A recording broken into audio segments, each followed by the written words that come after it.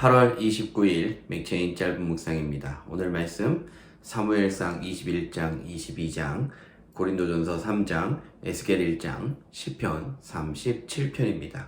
오늘은 아둘람 공동체라는 제목으로 짧은 묵상을 나누겠습니다. 다윗은 사울을 피해서 도망다니고 있습니다. 사울의 추격을 피해 가드왕 아기스에게로 피하기까지 합니다. 그러나 가드 사람들은 다윗이 골리앗을 죽이고 그 이스라엘 백성들로부터 왕으로 추앙받는 사람이라는 사실을 가드왕 아기스에게 알립니다. 이에 다윗은 또 살 길을 찾아서 그곳에서 미친 채 하지요. 사무엘상 21장 13절입니다. 그들 앞에서 그의 행동을 변하여 미친 채 하고 대문짝에 그적이며 침을 수염에 흘리매. 다윗이 이렇게라도 해서 살려는 이유가 무엇일까요? 자신의 목숨을 지키기 위한 그 자체일 수 있고, 또한 자신에게 기름 부으신 하나님에 대한 믿음의 표현이기도 할 것입니다. 살아야 하고 또한 하나님의 계획을 성취해 나아가야 하는 것입니다. 그런데 단순히 자신의 생명만을 위한 것이 아니라 하나님으로 인해서 자신의 삶의 굴곡이 이렇게까지 이어지는 것이라면, 내가 만약 다윗이라면 어떤 마음을 가지시겠습니까? 어떤 마음을 가져야 할까요? 혹은 내 주변에 이런 사람이 있다면 어떤 말로 위로가 가능하겠습니까? 이어지는 22장에서 가드왕 아기스를 떠나 아둘람 굴로 도망한 다윗에 관한 이야기가 소개되지요. 사무엘상 22장 2절입니다. 환난당한 모든 자와 빚진 모든 자와 마음이 원통한 자가 다 그에게로 모였고 그는 그들의 우두머리가 되었는데 그와 함께한 자가 400명 가량이었더라. 우리라면 어떻겠습니까?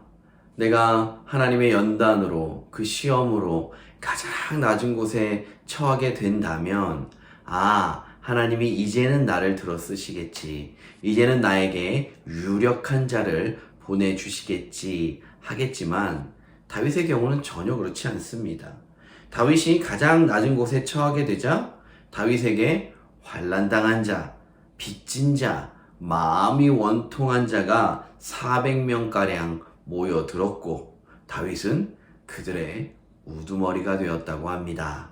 그리고 우리는 이들을 아둘람 공동체라고 부릅니다. 세상적으로 보면 참 비참합니다. 내 앞가림도 어려운데 나와 비슷한 처지에 있는 사람들을 보내시고 내가 그들의 우두머리가 된다면 그 인생을 순탄하다고 말하기는 어려워 보입니다. 하지만 이 아둘람 공동체는 다윗을 통해 하나님께서 세우고자 하시는 하나님 나라의 기틀이라는 사실을 우리는 기억해야 합니다. 가장 빛나고 아름답고 높은 곳에 하나님의 나라가 세워지는 것이 아니라 가장 낮고 천하며 상처받은 마음 가운데 하나님의 나라가 시작되고 있는 것입니다. 십자가를 통해 세워져가는 그리스도의 몸된 교회의 근본도 동일합니다.